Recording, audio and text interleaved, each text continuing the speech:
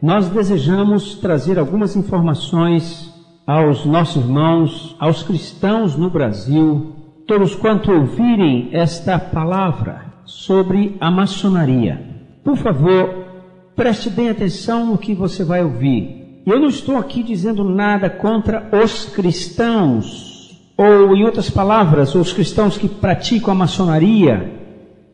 Não é isso. Eu não estou tentando dizer nada contra eles, mas essa é uma palavra de alerta. Ela tem um sentido, o objetivo de esclarecer aqueles que não conhecem o que é a maçonaria e convidá-los a voltar a examinar a verdade da palavra de Deus em relação a esta seita. E também essa palavra tem o objetivo de orientar, de alertar os cristãos sinceros que estão na maçonaria, ou aqueles que pretendem ingressar na maçonaria.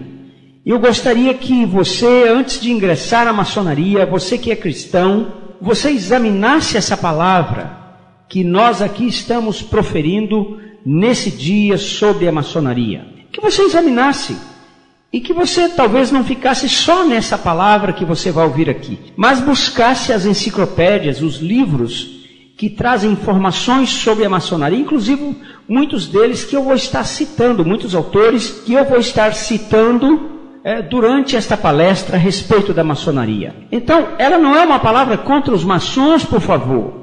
O que queremos é trazer à luz sobre os fatos relativos à maçonaria.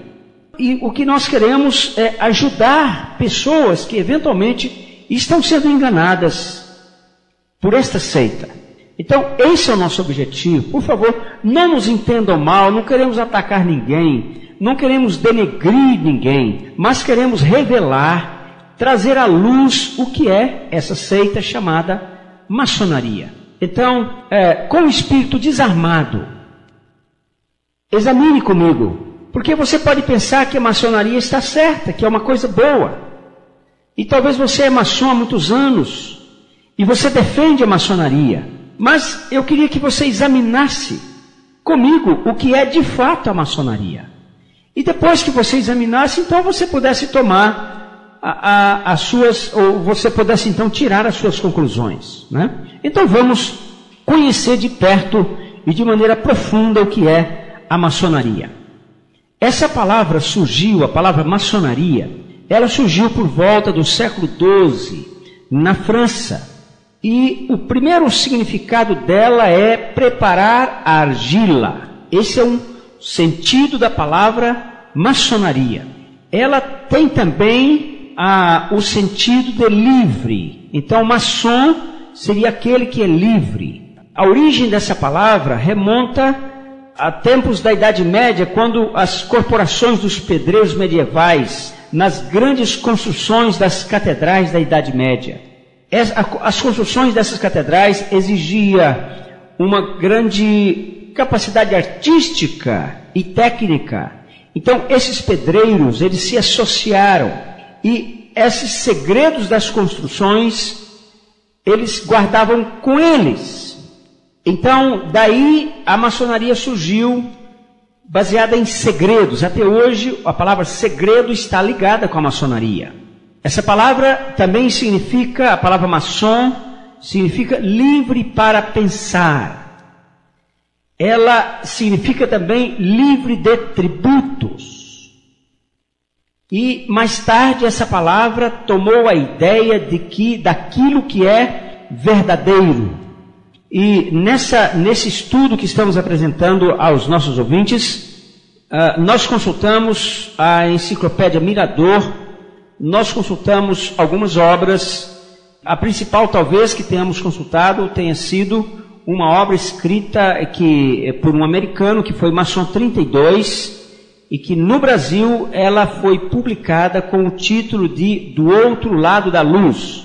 Além disso, há outras matérias, há outras obras, há outros autores que nós consultamos a respeito da maçonaria. Então, a maçonaria, ela é uma filosofia religiosa que pretende influenciar as nações e que pretende governar o mundo.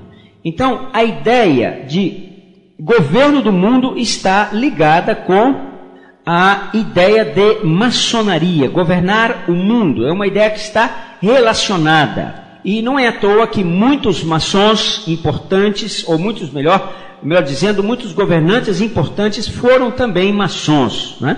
Como nós também vamos mostrar aqui nesse estudo. Então, ela nega e ela combate uma forma externa de religião, ou uma igreja organizada. A maçonaria combate isso no seu íntimo. Na medida em que as pessoas caminham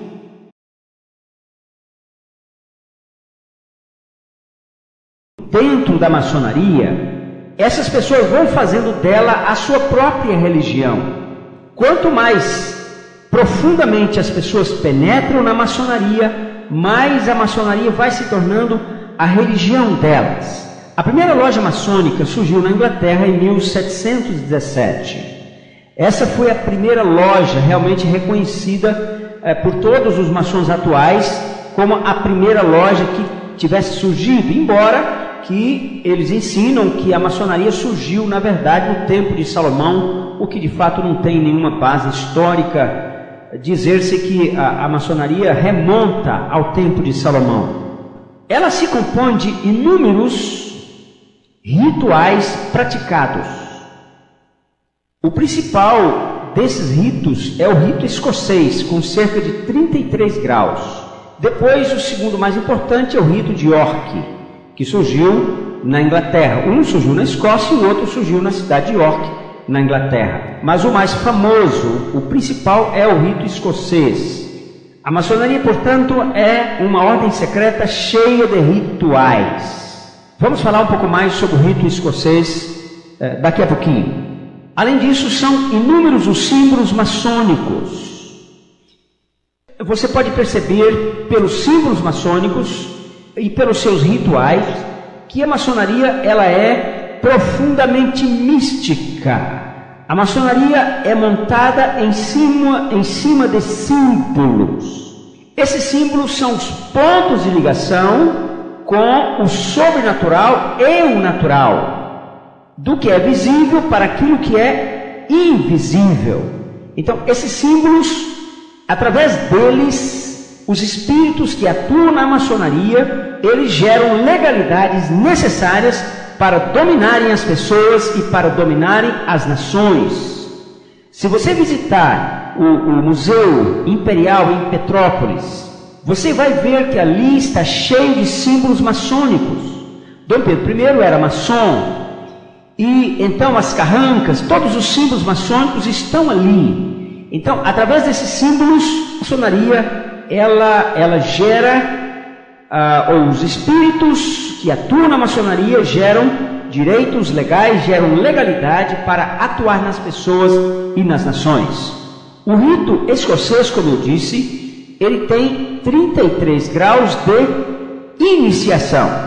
Eu gostaria de comunicar aqui nesse estudo, rapidamente, ou pelo menos mencionar esses 33 graus. O primeiro é o de aprendiz, o segundo de companheiro, o terceiro de mestre, o quarto de mestre secreto, o quinto de mestre perfeito, o sexto de secretário íntimo, o sétimo de intendente dos edifícios, o oitavo de mestre em Israel, o nono de eleito dos 9, o 10º é ilustre eleito dos 15, 11 sublime cavaleiro eleito, 12 grão-mestre arquiteto, 13 real arco, 14 grande eleito, 15 cavaleiro do Oriente, 16 grande conselheiro, príncipe de Jerusalém, 17 cavaleiro do Oriente e do Ocidente, 18 soberano príncipe Rosa Cruz, 19 grande pontífice, 20 venerável grão-mestre, soberano da maçonaria, 21 cavaleiro prussiano ou noaquita, 22 cavaleiro real machado ou príncipe do Líbano, 23 chefe do tabernáculo, 24 príncipe do tabernáculo, 25 cavaleiro da serpente de bronze, 26 escocês trinitário ou príncipe de Mercy. 27, grande comendador do templo. 28, cavaleiro do sol, sublime eleito da verdade. 29, grande escocês de Santo André da Escócia ou grão-mestre da luz. 30, grande inquisidor ou cavaleiro Kadosh ou cavaleiro da águia branca e negra. 31, grande inspetor comendador. 32, sublime príncipe do real segredo. 33, soberano grande inspetor geral. Então, aqui estão o rito escocês nos seus 33 graus de iniciação. Agora, antes de tornar-se um aprendiz, que é o primeiro grau de iniciação, o novício tem de submeter-se a certas provas e meditações e redigir um testamento. E depois, com os olhos vendados, ele é conduzido perante o venerável mestre, que lhe faz a seguinte pergunta: que faz aqui, profano? Ele responde: venho em busca de luz. Quando ele diz venho em busca de luz, ele está com os pés descalços, com o tronco desnudo, em cima da estrela de 5 pontas no templo maçônico, ou pentagrama no templo maçônico. Agora você pode imaginar um cristão fazendo isso, dizendo que vem em busca de luz. A Bíblia diz que Jesus é a luz do mundo, e hoje essa luz está nos cristãos verdadeiros. Então, esse é o começo da iniciação maçônica. Agora, como eu disse, muitos importantes libertadores, políticos, filósofos foram maçons, como por exemplo, Frederico o Grande da Alemanha, Voltaire na França, Haydn, um grande músico alemão, Huygens no Chile era maçom, San Martín na Argentina era maçom, Franklin, presidente dos Estados Unidos, era maçom. Tiradentes, não há uma prova conclusiva, mas a história indica que ele era maçom. Dom Pedro I era maçom, José Bonifácio era grão-mestre da maçonaria. Então, grandes personagens do Brasil também foram maçons. De modo que a maçonaria, tendo essa filosofia, ela leva os seus líderes a se tornarem políticos e então a dominarem o sistema político atual. A maçonaria sempre esteve interessada nas ciências ocultas. Ela sempre rejeitou os judeus nos seus quadros. Os principais membros da Revolução Francesa no século XVIII eram maçons. No passado, muitos altos clérigos romanos e protestantes foram maçons. No século XIX, um livro foi publicado mostrando a maçonaria como sede de cultos satânicos. A grande loja é a palavra. Você tem em um país, em uma região, você tem a grande loja, ou chamada também de Grande Oriente. Grande loja ou Grande Oriente. Agora, eu quero, eu procurei essa palavra na Bíblia, e eu achei interessante e queria deixar com vocês o que a Bíblia diz sobre Oriente. Não é muito bom, como eu vou mostrar para você. Em Ezequiel 17:10, diz que o vento oriental secou a videira. O vento oriental secou a videira. No Salmo 48:7 diz que o vento oriental destruiu as naus de Tarsis. Em Ezequiel 19:12 diz que o vento oriental secou o fruto da videira. Em Isaías 2:6 diz que a corrupção vem do Oriente. A corrupção vem do Oriente. O Oriente é o leste. Em Isaías 41:2 diz que o anticristo vem do Oriente. Interessante esse versículo. Se você depois quiser examinar esse versículo, você vai descobrir que o anticristo, a origem dele é no Oriente. Eu penso que a origem espiritual e provavelmente também a sua origem geográfica será do Oriente. Em Ezequiel 8:6, os adoradores do sol com os rostos voltados para o Oriente. Então ali você tem em Ezequiel 8:16 os adoradores do sol, mostrando que a queda do povo de Deus, a escravidão do povo de Deus promovida pelos babilônios, foi provocada porque os sacerdotes começaram a adorar o sol com os rostos voltados para o Oriente. Nós estivemos e estamos trabalhando no Oriente, evangelizando no Oriente. Em Varanasi, na Índia, nós estamos lá começando uma igreja no extremo oriente da Índia, perto do Nepal. Ali é onde nasce o sol. Se eu estou em Varanasi e eu olho para o pôr do sol, aponta para o Brasil. Se eu estou no Brasil, eu olho para o nascer do sol, eu aponto para Varanasi. Varanasi, vocês que me ouvem, na Índia, é a capital do hinduísmo na Índia. Dali, veja bem o que diz a palavra de Deus, que a corrupção vem do Oriente. Hoje, no Brasil, você concorda comigo que a pornografia é uma coisa terrível no Brasil hoje? Mas sabe de onde veio a pornografia para o Brasil? Veio na década de 70, no começo da década de 70, com a tradução de um livro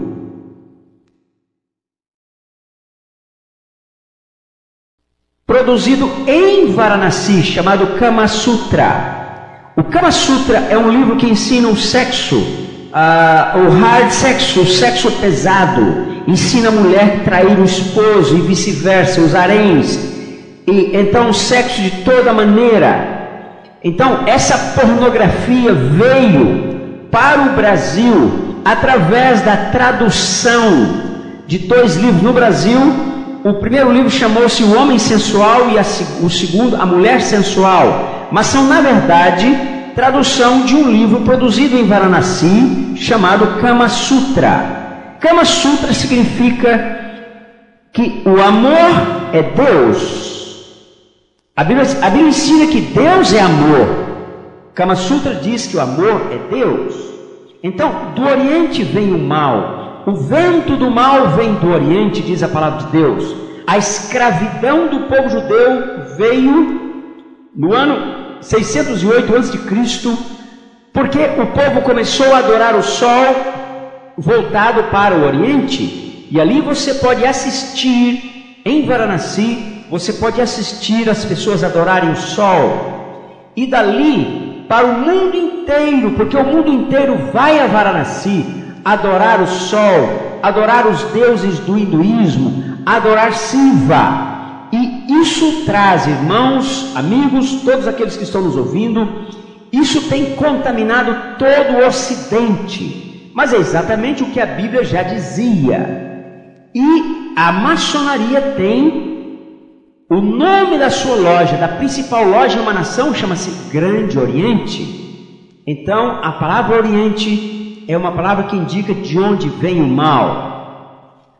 Agora, se você examinar 1 Coríntios 6, de 14 a 18, você vai ver, é complicado para um cristão tornar-se maçom. Eu gostaria que você examinasse depois essa passagem. Nós não vamos ler, o nosso tempo não permitiria examinarmos detalhadamente essa passagem. A maçonaria é uma série de ritos pagãos. Se você examina a maçonaria, se você vê os símbolos, tudo ligado com o paganismo. Agora, como é que um cristão pode participar disso? Ok, eu queria examinar com você agora uma outra questão em relação à maçonaria. Os maçons dizem, de um modo geral, os maçons mais, vamos dizer, iniciantes, mais novos, eles dizem que a maçonaria não é uma religião. Agora eu queria mostrar para você se a maçonaria é ou se ela não é uma religião. Ok, primeiro ponto. A maçonaria crê em um ser divino supremo. Toda pessoa, para participar da maçonaria, tem que crer em um ser divino supremo. Toda religião crê que há um ser divino supremo. A maçonaria também. Segundo ponto, a maçonaria tem um ritual religioso minucioso. E está tudo tudo ligado com o ocultismo, está tudo ligado com o sobrenatural. Um dos maiores autoridades maçônicas nos Estados Unidos do século passado foi Wilson Coy. E veja o que ele diz. A maçonaria tem um serviço religioso a prestar. Ao entregar o corpo, Coy está dizendo, de um irmão falecido, ao pó de onde veio, e apressar o retorno do espírito livre de volta à grande fonte de luz, muitos maçons fazem esse voo sem nenhuma outra garantia de uma aterrissagem segura, exceto sua crença na religião da maçonaria. Então essas são palavras de um dos principais maçons americanos. Em quarto lugar, está escrito no Manual Maçônico de Albert Pike, que foi talvez o maior pensador maçônico do século passado nos Estados Unidos. Pike tem um livro da maçonaria, que é o seu Manual Maçônico, e na capa desse livro está escrito o seguinte: livro esotérico, para uso exclusivo do rito escocês, deve ser devolvido em caso de afastamento ou morte da pessoa que o recebeu. Muito bem. Nesse livro, Pike diz: toda loja maçônica é um templo religioso e seus ensinos são instruções religiosas. É a religião universal, eterna e imutável. Então, são palavras de um dos principais maçons americanos do século passado, um dos principais escritores maçons do século passado. Albert Mackay, grau 33 na maçonaria, também escreveu o seguinte: a religião da maçonaria não é cristianismo. Veja, vocês que estão me ouvindo, o que esse maçom grau 33 está dizendo. A religião da maçonaria não é cristianismo.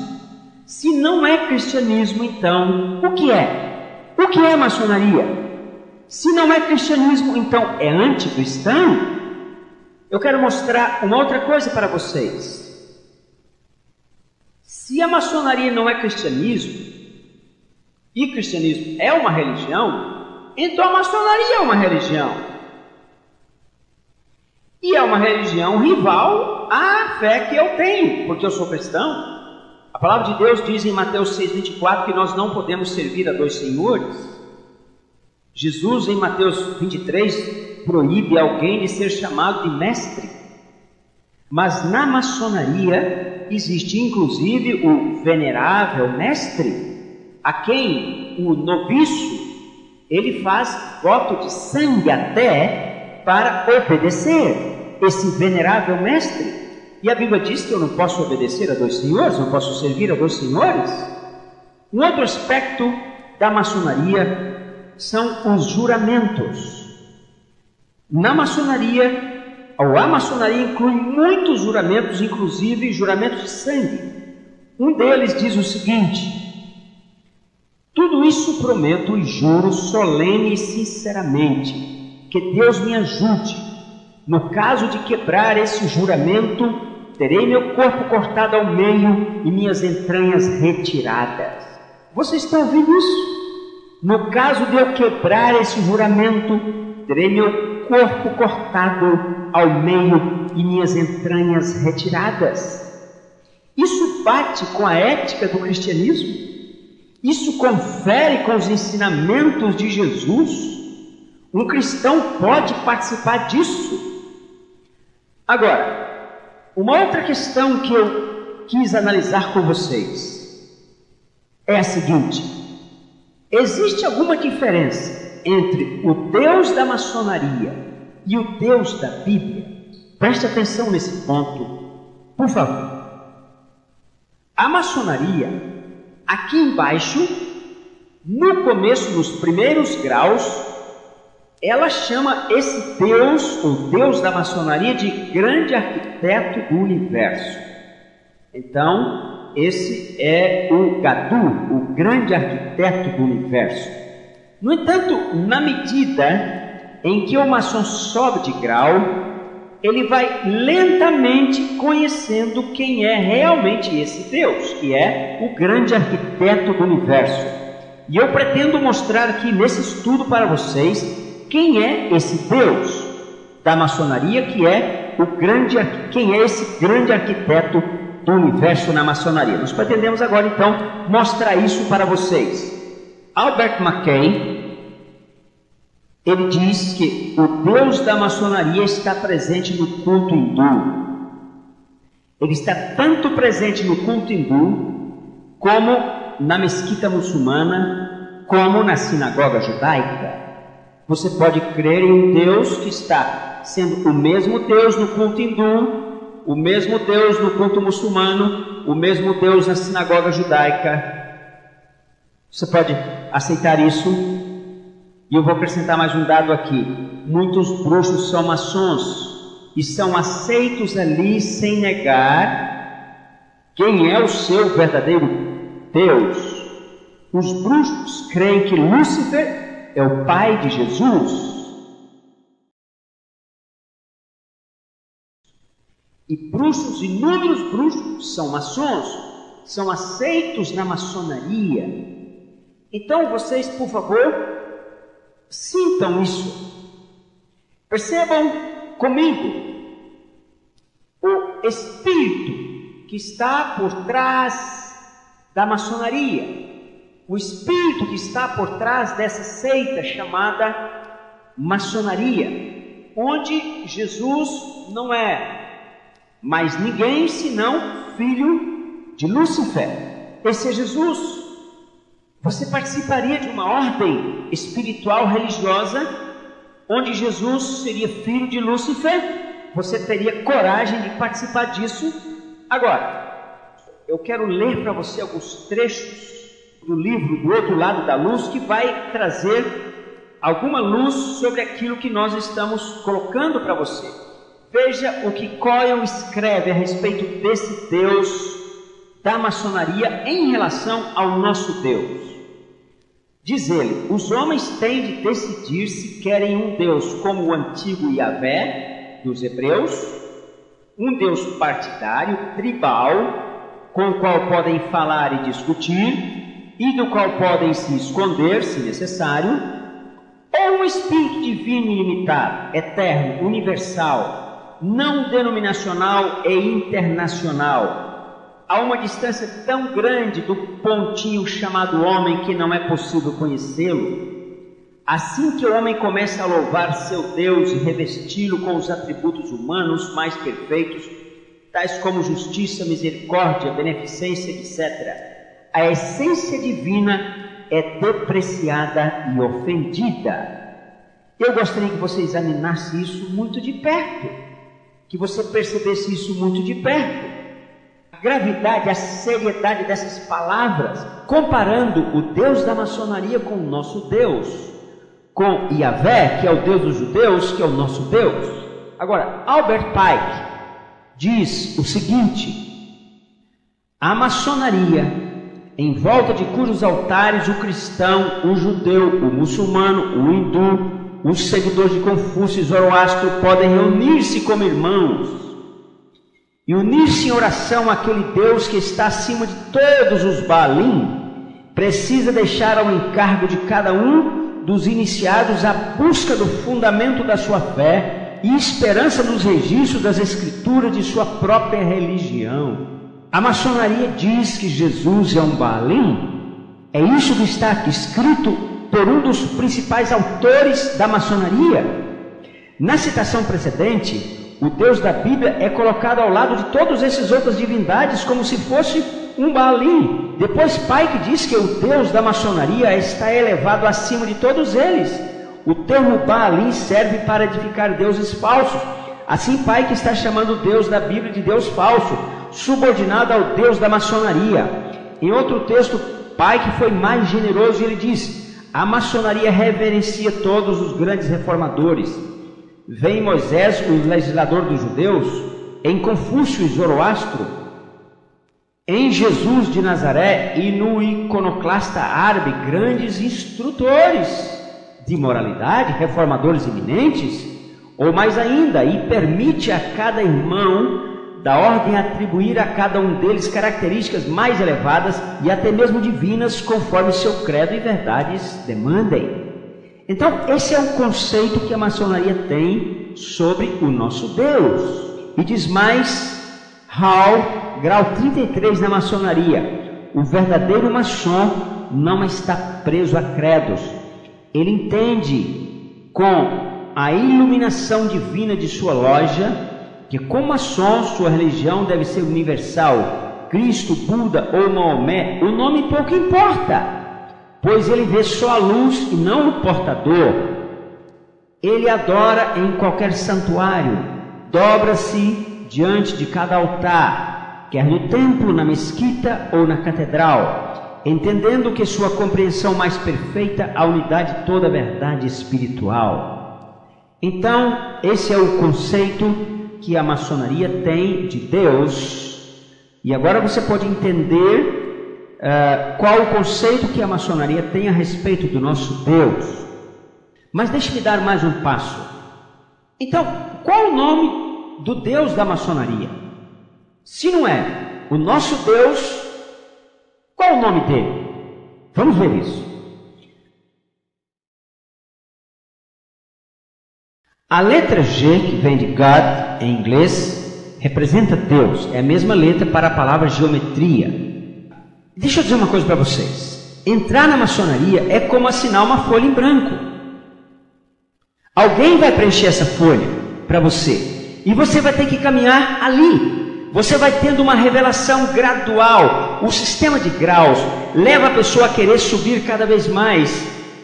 É como se fosse a isca para o peixe. O peixe vai, come, vai comendo, até cair completamente naquela isca. Esse é o sistema de graus. As pessoas estão lá, elas chegam no grau 1, 2, 3, 4, 10, 15. Então ele quer subir cada vez mais. Quanto mais ele sobe, mais ele vai descobrir quem é o seu Deus. Até o momento em que talvez seja tarde demais, no rito de York, ensina-se que a palavra Jabulon, Jah-Bul-On, a palavra Jabulon significa Logos, Logos divino, e seria o Logos divino de João capítulo 1. Agora vamos ver o que significa a palavra Jabulon. Já significa Yahvé, Bul significa Baal ou Bel, On significa o Deus Sol dos egípcios. Então, aqui coloca-se Yahvé ao lado de Baal e ao lado do Deus Sol, como sendo a mesma pessoa. No grau 17 de York, esse Deus recebe o nome de Abaddon. Você se lembra de Apocalipse 9:11, que menciona Abaddon? A palavra Abaddon quer dizer destruidor. Então, esse Deus Jabulon, quando você chega lá no grau 17 do rito de York, ele tem outro nome, chama-se Abaddon ou destruidor, quer dizer, o anjo do abismo. Então agora você está só no grau 17 do rito de York, que você realmente descobre quem é esse Deus da maçonaria, que é Abaddon, que é Bul, que é On. Então você vai lentamente descobrindo quem é esse Deus. Albert Pike, que foi sem dúvida nenhuma o maior maçom dos Estados Unidos, o de maior expressão nos Estados Unidos. Veja o que Pike diz a respeito desse assunto. Lúcifer, Pike diz, o portador da luz, nome estranho e misterioso para se dar ao espírito das trevas. Lúcifer, diz Pike, o filho da alva, será ele o que traz a luz e com seu resplendor insuportável cega as almas fracas, sensuais ou egoístas? Sem dúvida que não, pois as tradições estão cheias de revelações divinas e inspiração, e a inspiração não pertence a uma era nem a um credo. Esse então, aqui você fica conhecendo quem é o Deus da maçonaria. Em outro lugar, Pike diz o seguinte, ele ensina o seguinte: Esse Deus não é uma pessoa, mas uma força criada para o bem, mas que pode servir para o mal. É o instrumento da liberdade ou do livre-arbítrio. Esses representam esta força que governa a geração física, isto é, o sexo, sob a forma mitológica e chifruda do deus Pan, de onde provém o bode do Sabá, festa de bruxas, irmão da antiga serpente, portador da luz ou fósforo, do qual os poetas fizeram o falso Lúcifer da lenda. Pai que também é citado como fornecendo a seguinte instrução num concílio de maçons de nível muito elevado. Vejam essas palavras de Pike. A religião maçônica deve ser por todos nós iniciados do alto grau, mantida na pureza da doutrina luciferiana. Se Lúcifer não fosse Deus, será que Adonai, cujas ações provam sua crueldade, perfídia e ódio pelos homens, barbarismo e repulsa pela ciência e seus sacerdotes, o caluniariam? Veja, irmãos, veja, amigos, todos aqueles que me ouvem, a posição em que esse homem coloca Adonai. Adonai significa Senhor, Senhor Jeová. Sim, diz Pai, que Lúcifer é Deus. Infelizmente, Adonai também é Deus, ele diz. Pois a lei eterna é que não há luz se não houver sombra. Não há beleza sem a feiura. Não há branco sem o preto. Pois o absoluto só pode existir como dois deuses. As trevas são necessárias como moldura para a luz, assim como o pedestal é necessário para o que é impotente. São palavras blasfemas contra Adonai, o nosso Senhor. Dessa forma, a doutrina do satanismo é uma heresia. A religião filosófica pura e verdadeira é a crença em Lúcifer, o equivalente de Adonai. Mas Lúcifer, Deus da luz, Deus do bem, está batalhando pela humanidade contra Adonai, o Deus das trevas e Deus do mal. Eu creio que bastaria nós chegarmos aqui para que você concluísse e chegasse à conclusão do que é realmente a maçonaria. Mas, no entanto, eu penso que nós precisamos continuar a trazer a você informações muito preciosas que vão realmente, quem sabe, tirar você de certas ideias e trazer luz verdadeira ao seu coração a respeito dessa filosofia religiosa chamada maçonaria. Agora, quem é Jesus para uma loja maçônica? No hinduísmo, Jesus, ele não passa de uma reencarnação do Krishna. Krishna é um dos principais deuses hindus e Jesus é, no hinduísmo, uma encarnação ou uma reencarnação de Krishna. Jesus, eles dizem, no hinduísmo é o menor dos deuses. Ele é Deus, mas é o menor dos deuses. Jesus, o menor dos deuses. Agora, preste atenção, na Índia, no hinduísmo, um rato é Deus, e o hindu diz que Jesus é o menor dos deuses. Então conclui-se que Jesus é menor que um rato. Esse é o conceito que o hinduísmo tem a respeito de Jesus. Agora, preste atenção, na nova era, Jesus é um mestre que teve de reencarnar várias vezes e ele tem que prestar contas a Maitreya. Esse é Jesus na maçonaria, ou melhor dizendo, na nova era. E Jesus no hinduísmo nós dizemos. Agora, e na maçonaria? Porque nós vamos mostrar o relacionamento entre a maçonaria e o hinduísmo, a maçonaria e a nova era. Na maçonaria, Jesus não pode ser mencionado explicitamente. A maçonaria ensina que Jesus foi maçom. Você não pode pregar Jesus em uma loja maçônica como Salvador. É proibido em todas as lojas maçônicas pregar Jesus como Senhor e como Salvador. No rito de York, há uma ceia. Veja o conceito que eles têm de Jesus na maçonaria. No rito de York, há uma ceia, na qual o vinho é servido dentro de um crânio. Paulo diz que eu não posso participar da mesa do Senhor e da mesa dos demônios. Você participaria de uma ceia onde o vinho seria servido dentro de um crânio. Você sabia que a Bíblia está aí dentro de muitas lojas maçônicas, mas sobre a qual é colocado um crânio humano, dizendo que a morte está ali. Na Bíblia, a Bíblia então seria uma condutora da morte e não uma palavra que traz vida. A maçonaria não reconhece nem a ressurreição e nem o senhorio de Jesus. Para a maçonaria, Jesus não é Senhor e Jesus não ressuscitou. Para a maçonaria, não, isso nunca aconteceu. Como no movimento Nova Era, da qual ela é precursora, a maçonaria é mãe da Nova Era.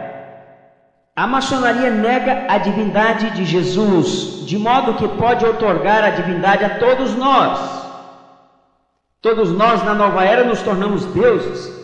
Eminentes autores maçônicos competem entre si para negar a divindade de Cristo. Klimer, um maçom de elevado nível, escreveu o seguinte: ao deificar Jesus, veja o que a maçonaria diz sobre Jesus, o nosso amado Salvador. Ao deificar Jesus, a humanidade como um todo é privada de Cristo como uma potência eterna no interior de toda a alma humana, um Cristo latente, embrionário em cada pessoa. Ao divinizar assim um homem, isto é, Jesus, eles orfanaram toda a humanidade. Da mesma maneira, J.D. Book diz o seguinte sobre Jesus: primeiro os teólogos fizeram um fetiche da divindade impessoal, onipresente. Depois arrancaram o Cristo dos corações de toda a humanidade para divinizar Jesus, para que pudesse ter um Deus homem especificamente para eles. Então, amigos, é isso que a maçonaria ensina a respeito de Jesus.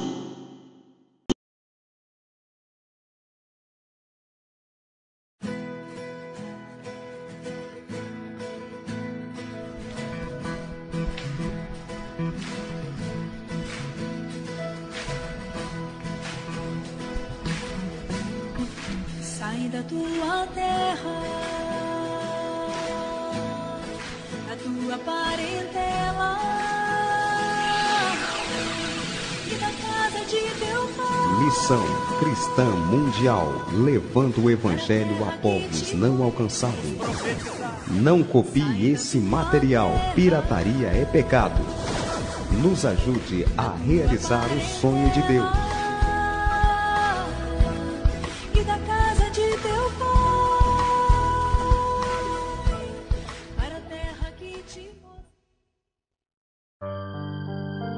Esta é uma mensagem ministrada pelo pastor José Rodrigues, presidente da Missão Cristã Mundial, uma missão com o compromisso de pregar a unidade do corpo de Cristo e levar a mensagem do Evangelho aos povos não alcançados.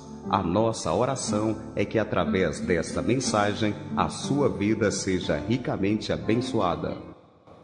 A loja maçônica é nada mais na sua cidade do que um lugar onde se pratica bruxaria. Você talvez até seja maçom e não sabe disso. Deixa eu ler para você o que Mackay diz a respeito desse assunto. Mackay, maçom do grau 33. Ele diz, veja o que ele diz, por exemplo, porque toda loja maçônica, lá está o compasso, não é? E lá está o esquadro e o compasso.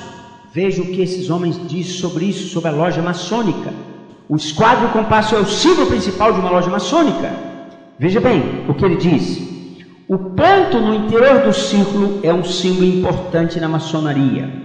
Esse ponto no interior do círculo, para a maçonaria, é a ligação do esquadro com o compasso e aquele grande G no meio. E ele diz sobre esse ponto, mas tem sido depreciado na sua interpretação pelas palestras modernas feitas nas lojas, de modo que tão cedo quanto os estudantes maçônicos esquecer essas interpretações, melhor será. O símbolo é, na verdade, falando do esquadro do compasso, o símbolo é, na verdade, uma alusão bela, se bem que é um tanto obscura, à antiga adoração do sol. E apresenta-nos pela primeira vez a variação dela conhecida pelos antigos como a adoração do falo. Falo é o membro sexual masculino para os maçons e para o hinduísmo. O falo era uma representação esculpida do órgão de geração masculina e diz que a sua adoração originou-se no Egito. Nas antigas religiões de mistério, encontramos a origem remota do ponto no interior do ciclo, um antigo símbolo que foi primeiro adotado pelos antigos adoradores do sol e incorporado no simbolismo da maçonaria. Então, a maçonaria adora o falo, adora o símbolo sexual masculino como órgão reprodutor, como se fosse um deus. Então vejam, agora vemos que os símbolos centrais da maçonaria, na verdade, representam os órgãos reprodutores humanos. Aprendemos que no chamado de maçonaria esotérica, que o esquadro é o símbolo do lingam, ou força de Deus na maçonaria, na bruxaria, e os compassos são símbolos dos órgãos femininos, chamado Ioni, ou Shakti, força deusa pelos ocultistas. Interessante que eu tenho até vivido durante meses entre os hindus no Oriente. Toda essa linguagem aqui da maçonaria a respeito dos órgãos genitais masculinos e femininos é uma linguagem do hinduísmo. Então, na verdade, a maçonaria é de alguma forma filha do hinduísmo. E você participaria disso sendo cristão? Deixa eu dizer uma outra coisa que é muito importante, são vários elementos que eu quero colocar aqui nessa palavra, uma palavra rápida. Você pode depois ouvir essa fita quantas vezes você desejar, mas ela é rápida, mas ela contém elementos fundamentais para que você saia disso. Se você entrou, saia. Se você não está, não entre. E o quanto você puder, evite pessoas de entrar, porque a maçonaria é um laço, é uma isca para atrair as pessoas incautas. Porque ela vem dizendo que é uma sociedade para fazer beneficência. Então, é isso que diz a maçonaria, quando eles convidam a você para entrar. Eu já fui convidado para entrar na maçonaria e foi isso que me foi dito. Agora, na maçonaria tem um símbolo chamado Baphomet. Baphomet. Eu quero dar uma palavra rápida sobre esse símbolo, que é um homem com uma cabeça de bode. Ele tem corpo de homem, mas tem uma cabeça de bode. E veja bem, aqui o queixo representa uma ponta da estrela, 2 chifres do bode representando mais 2 pontas e as 2 orelhas, 2 pontas. Então aqui você tem o pentagrama, que é o símbolo do ocultismo da bruxaria, o principal símbolo do ocultismo da bruxaria, que é também o principal símbolo na maçonaria. Você encontra nos templos maçônicos a estrela de 5 pontas, sempre você pode encontrar essa estrela na maçonaria. Essa palavra Baphomet vem da palavra Baphomitras, que significa Pai Mitras. Pai Mitra. Mitra foi o deus Sol adorado em Roma no início do cristianismo, considerado rival de Jesus. Mitra nasceu no dia 25 de dezembro. Mitra era um homem com cabeça de bode. Esse era Mitra, e que nasceu no dia 25 de dezembro. Será que essa data lembra alguma coisa para você? Deixe-me dizer aqui alguma coisa sobre essa data. É a data do nascimento de Mitra. Esse Deus é mencionado também no livro de Jeremias na Bíblia, mas não vamos entrar nisso agora. De qualquer forma, é o Deus com corpo de homem e cabeça de um bode, símbolo do ocultismo, o principal símbolo do ocultismo. E Mitra, segundo a história desse Deus contada pelos romanos, Mitra nasceu no dia 25 de dezembro. Quem nós comemoramos o nascimento 25 de dezembro. Então eu queria chamar a atenção de você. Jesus nunca nasceu 25 de dezembro. Isso é uma mentira. Isso foi criado para afastar os cristãos do verdadeiro nascimento daquele que veio para nos salvar, uma forma de engano. E no Natal, não é? No Natal, 25 de dezembro, mês que vem, eu estou gravando essa palavra em novembro, no mês que vem nós teremos o Natal, e já se começa toda uma movimentação em todo o Brasil, as lojas fazendo compras para o Natal, porque é um tempo de trocar presentes. Eu morei agora vários meses na Índia, e lá tem um deus chamado Ganesh, um deus homem com tromba de elefante, na data do nascimento desse Deus, ou quando se comemora o dia do nascimento desse Deus, ou o dia principal desse Deus, se troca presentes, é um tipo de Papai Noel. Então, quando nós trocamos presentes aqui no Natal, na verdade, nós estamos adorando deuses pagãos. É isso que nós exatamente estamos fazendo. Agora, deixa eu dizer mais uma coisa para você. Deixe-me dar mais um passo, aprofundando mais um pouquinho em relação a essa revelação que nós estamos trazendo ao seu coração sobre a maçonaria. A origem mais antiga da maçonaria está em uma sociedade da Idade Média chamada Sociedade Rosa Cruz ou Cavaleiros Templários.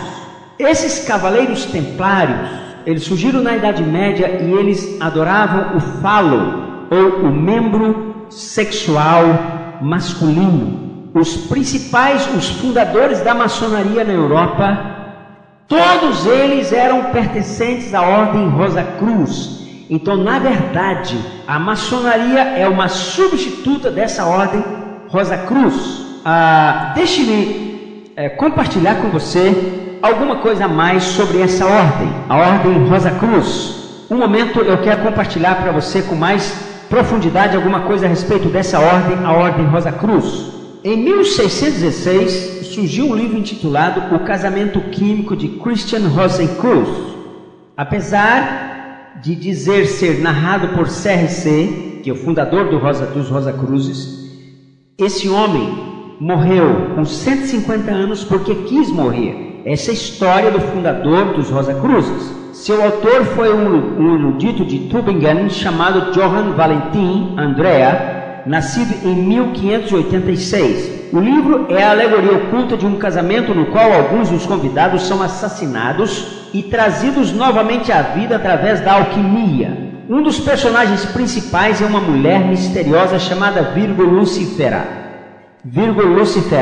Seu nome significa Virgem de Lúcifer. O documento é uma iniciação e uma alegoria da transformação alquímica. A alquimia é vital para o entendimento das profundezas do mal, dos quais descende a maçonaria. Todavia, a alquimia é um assunto complicado. Tudo o que precisamos saber para os nossos propósitos é que, tanto para os Rosacruzes quanto para os maçons, a alquimia era o meio de produzir a pedra filosofal que lhes daria a imortalidade. Ela os capacitaria a viver para sempre. Para os alquimistas, a vida eterna que buscavam era a imortalidade física. Você está entendendo o que é a maçonaria? A maçonaria é, portanto, filha da Ordem Rosa Cruz. Agora preste atenção. A ideia fixa da maçonaria é dominar o mundo. A maçonaria deseja a qualquer custo dominar o mundo. E como eu já mencionei, muitos grandes, os principais governantes mundiais em todos os tempos foram maçons. No Brasil, grandes maçons. Na Argentina, no Chile, nos Estados Unidos, na Europa, não é? Então todos esses foram maçons. E me faltaria tempo para examinar mais profundamente alguns aspectos ligados à origem da maçonaria, mas eu creio que aquilo que é mais essencial está ficando no coração de cada um de nós nesse dia ou nesse momento. Agora preste atenção. Mazzini foi o fundador da máfia. Mazzini foi talvez o principal maçom da Itália. Em 1870, Pike e Mazzini completaram um acordo para criar um rito supremo, universal da maçonaria, que abarcaria todos os outros ritos, até mesmo os diferentes ritos nacionais. Ele centralizaria todos os altos organismos maçônicos no mundo sob uma cabeça. Essa cabeça seria, em última análise, Lúcifer. Contudo, Pike e Mazzini seriam seus regentes humanos. Veja que a ideia que está na Bíblia de um governante humano mundial, mas que na verdade esse governante teria o seu lado espiritual, que seria Lúcifer, exatamente Satanás. É isso que a maçonaria já fez. A maçonaria já estabeleceu as condições para que esse homem governe o mundo. E a Bíblia diz que esse homem vai governar o mundo. Esse homem chama-se Anticristo. O livro do Apocalipse diz, e também o livro do profeta Daniel ensina, que esse líder mundial, ele vai governar o mundo. Vai haver então um líder máximo espiritual, que é Lúcifer ou Satanás, um líder natural aqui na terra chamado Anticristo, e ainda um líder espiritual, um líder aqui na terra que ele vai ajudar o Anticristo. Ele seria como talvez uma pessoa como o Papa atual, que vai apoiar, que vai estar apoiando, que vai estar ao lado do Anticristo. A Bíblia fala de todas essas pessoas. A Bíblia fala de uma trindade satânica. No livro do Apocalipse 16 fala de uma trindade satânica, um espírito que surgiu da terra, um espírito que surgiu do abismo, um espírito que surgiu dos mares, da terra e do abismo, uma trindade satânica. Aqui está Pike, Mazzini e Lúcifer, uma trindade satânica. Pike e Mazzini morreram, mas o propósito de Satanás continua através da maçonaria. Veja bem o plano desses homens. Eles estão dizendo o seguinte: o paladismo, essa ordem suprema, é um rito necessariamente luciferiano. Sua religião é o neognosticismo maniqueísta, o ensino de que a divindade é dupla e que Lúcifer é igual a Adonai, com Lúcifer sendo Deus da luz e da bondade, combatendo a favor da humanidade contra Adonai, o Deus das trevas e do mal. Albert Pike apenas especificou e desvendou os dogmas dos graus elevados de todas as outras maçonarias, pois não importa qual seja o rito, o grande arquiteto do universo não é o Deus adorado pelos cristãos. Vocês estão percebendo então o que é a maçonaria? Você pode entender agora, você pode perceber o que é essa coisa grave, séria, profunda, terrível, chamada maçonaria. Por favor, note com atenção. A doutrina luciferiana, somos ensinados, está implícita nos graus mais baixos, só torna-se um ensino explícito nos graus mais altos da maçonaria. Os maçons de graus mais baixos não sabem disso. Eles não sabem que estão caminhando para a morte. Na Bíblia, no livro de Provérbios, capítulo 16, versículo 25, diz que há caminho que ao homem parece direito, mas afinal são caminhos de morte. Há muitas pessoas que estão caminhando para a morte e não sabem disso. Agora preste atenção. A maçonaria está tentando levar o homem pela alquimia a nunca morrer. Preste atenção no que eu vou dizer para você agora. O que você poderia oferecer a alguém que já tenha alcançado o pináculo da maçonaria? Eu estou lendo um texto do livro Do Outro Lado da Luz. Muitos, se não a maioria, já tem riqueza e poder. Isso a maçonaria dá, riqueza e poder. A única sedução adicional de poder seria esta antiga: é certo que não morrerás. Como Deus sereis conhecedores do bem e do mal. Então, a mesma proposta que Satanás fez para o casal no Éden continua de pé. A esses homens seria oferecida a imortalidade e uma soberania divina, em comum acordo com a maior parte das outras religiões do tipo gnóstico. O Paládio ensina que a serpente disse a verdade no jardim do Éden. Basicamente, os candidatos são expostos no Paládio a um programa de 5 pontos. Então aqui estão, irmãos, amigos, ouvintes, maçons ou não, os 5 pontos oferecidos, os 5 pontos mais altos da maçonaria. Após o grau 33, eles entram aqui nesses 5 pontos. Preste bem atenção. Então esta é a proposta final da maçonaria. Primeiro ponto chama-se adoção. É quando o maçom é trazido à comunhão de Lúcifer. Ele é orientado a fazer um juramento, submeter-se ao templo de Lúcifer. Em última análise, ele é levado a fazer um pacto com Lúcifer. Isso basicamente é vender a alma ao diabo. O maçom promete submeter-se corpo, alma e espírito a Lúcifer, geralmente por um período de 7 anos. Em troca, Lúcifer promete conceder-lhe todos os seus desejos mundanos. Quando os 7 anos terminarem, se ele foi um bom servo, Lúcifer lhe dará outros 7 anos. Se ele falhar de algum modo, sua vida lhe é tomada. Segundo ponto, iluminação. Através de drogas e das técnicas ocultas dos videntes, é aberto o assim chamado terceiro olho. não apenas parcialmente como na parapsicologia, mas completamente. Acredita-se que este olho, também chamado Ajna, de chakra, seja o ponto de contato entre os humanos e a consciência de Lúcifer. Supõe-se que seja localizado na testa, acima e entre os dois olhos visíveis. Abrir um pouco o olho é experimentar poderes psíquicos. Abrir o olho completamente é ter sua mente inundada com a pura consciência do próprio Lúcifer. Este é o motivo pelo qual um dos símbolos maçônicos é o olho que tudo vê, é um símbolo da iluminação. Essa é a forma com que Satanás falsificou o novo nascimento. Através deste olho você adquire um relacionamento pessoal com Lúcifer. Começa a pensar os pensamentos dele e ver com os seus olhos. Começa a olhar os humanos como ele vê. Esta é uma bela experiência. Terceiro passo. Veja o terceiro passo aqui, por favor. Não é? Nós estamos falando aqui realmente a respeito das profundezas de Satanás. São os passos do paládio. Você está penetrando, a pessoa está penetrando mais profundamente nas trevas. Então, o terceiro passo diz, o nome do terceiro passo é conversação. Envolve comunicar-se com o morto poderoso.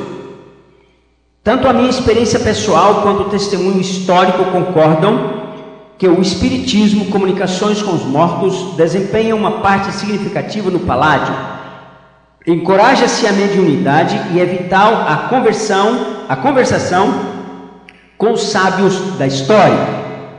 Falamos, alegadamente, com luminares como Jesus, Platão, São Francisco de Assis, o rei Arthur, o imperador Nero, Aleister Crowley e até mesmo Hitler. Somos muito ecumênicos. Esses seres sábios e poderosos aconselharam-nos e ensinaram-nos como trazer mais perfeitamente nossos corpos e vontades sob a sujeição de Lúcifer.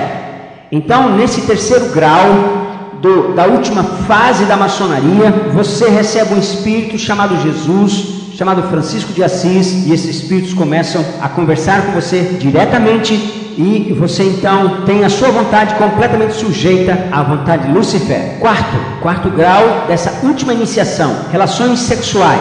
O iniciado é levado a casar-se literalmente com esses mortos. Geralmente isso era feito usando um médium do gênero apropriado possuído pelo espírito do morto, na verdade um demônio. Então o casamento era consumado. Acreditava-se que a virtude mágica do espírito fluía do médium para o iniciado através do ato íntimo. Algumas vezes um espírito de verdade era invocado usando o que é chamado de oitavo trabalho, autoabuso mágico, na esperança de que súcubo, demônio fêmea, ou íncubo, demônio masculino, se manifestasse. A ideia era que a sabedoria e o poder divino gradualmente seriam, através de repetidas relações sexuais, totalmente infundidos na mente, corpo e vontade no iniciado. Uma vez que esse objetivo medonho seja alcançado, o iniciado é trazido ao último ponto, ao último grau. No hinduísmo você tem também exatamente esses 5 graus. Os sadhus, eles estão em busca desses 5 graus de relacionamento com seres espirituais.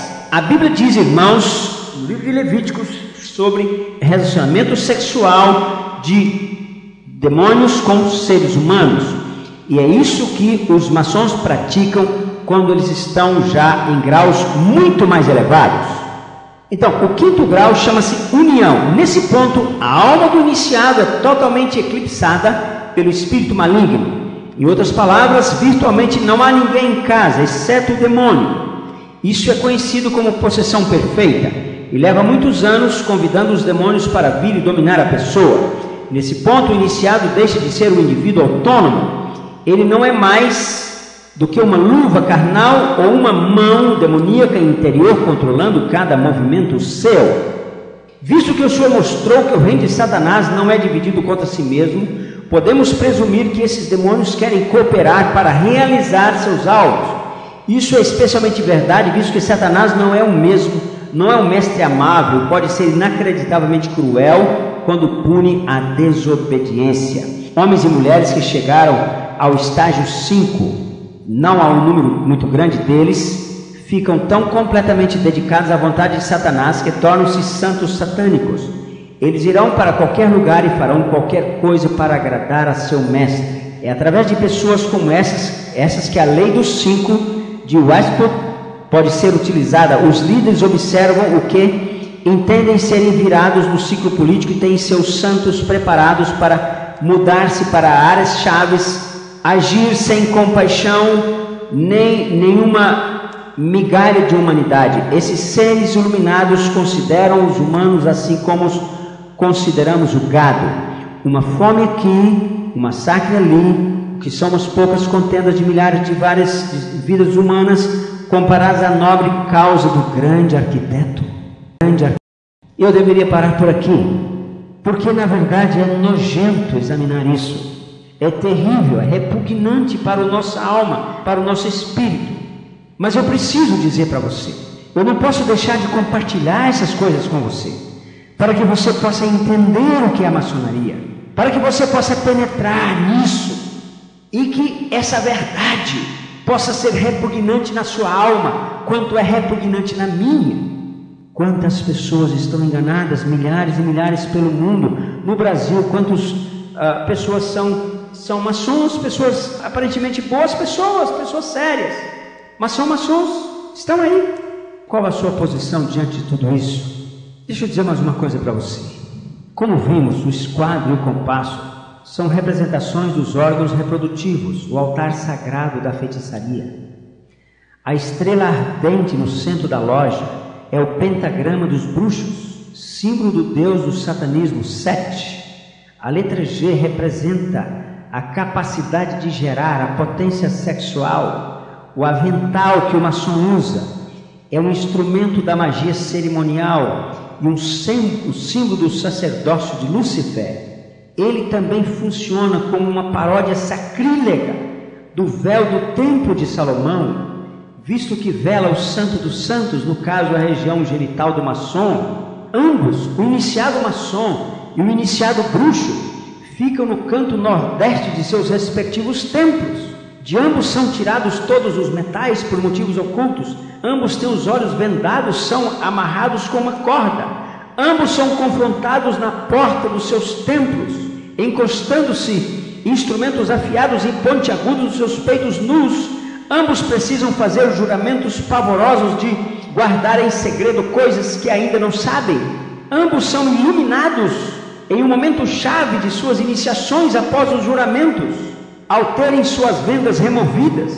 Veja, meus amigos, por favor, cristãos, todos aqueles que me ouvem, a palavra que eu deixo com vocês é: fora, saiam disso. Deus quer que você deixe isso. E se você ainda não entrou, mas você tem sido convidado, por favor, afaste-se disso. O que tem a ver a maçonaria com a nova era? Eu falei alguma coisa sobre a maçonaria e o hinduísmo. Nós estamos realmente terminando. Os atuais líderes do movimento Nova Era estão dizendo que a maçonaria será tanto o canal político como espiritual pela qual o Cristo se manifestará. Uma carta do Centro Tara, um dos principais grupos da Nova Era, afirma: o movimento maçônico é um dos 3 canais principais pelos quais prossegue a preparação para a Nova Era. Nele encontram-se discípulos dos grandes que estão persistentemente ganhando ímpeto, irão em breve assumir sua tarefa designada. Está dizendo aqui que dentro da maçonaria vão surgir aqueles que vão governar o mundo através da nova era. A mesma carta cita Alice Bailey. Alice Bailey foi uma das fundadoras da nova era. Ela diz: o movimento maçônico atenderá à necessidade daqueles que podem e querem exercer o poder. É o guardião da lei, é o lar dos mistérios, o lugar de iniciação. Detém em seu simbolismo o ritual da divindade. O caminho de salvação é preservado em ilustração em seu trabalho. Os métodos da divindade são demonstrados em seus templos e sob o olho que tudo vê, a obra pode ir adiante. É uma organização muito mais oculta do que se pode perceber. e é planejado como a escola de treinamento para os futuros ocultistas avançados. Benjamin Creme, o profeta de Maitreya, diz o seguinte, falando da nova era e da maçonaria: através da tradição maçônica e de certos grupos esotéricos virá o processo da iniciação.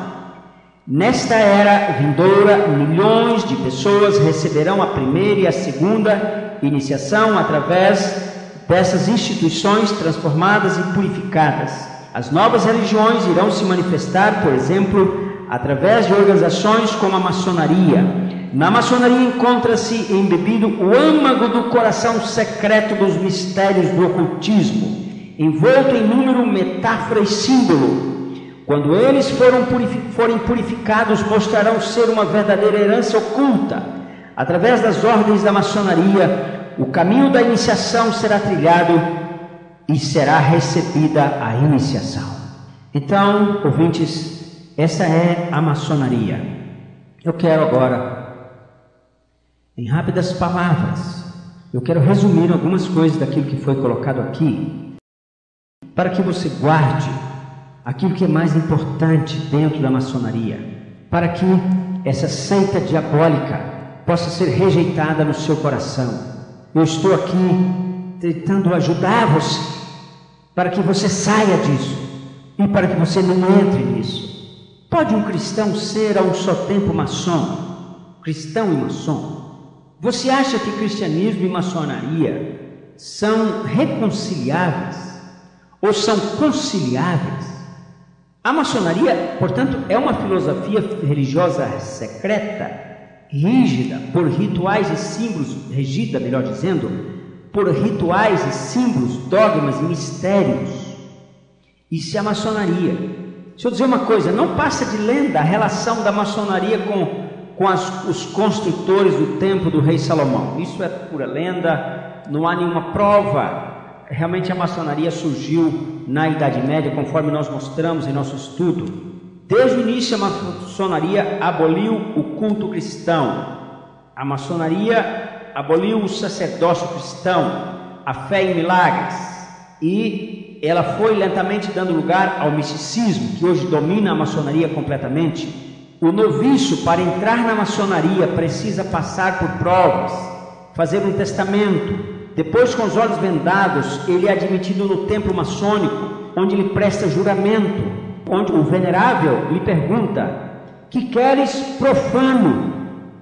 O noviço responde: venho em busca de luz, venerável mestre. A verdadeira luz, a luz maçônica. Quero conhecer a verdade.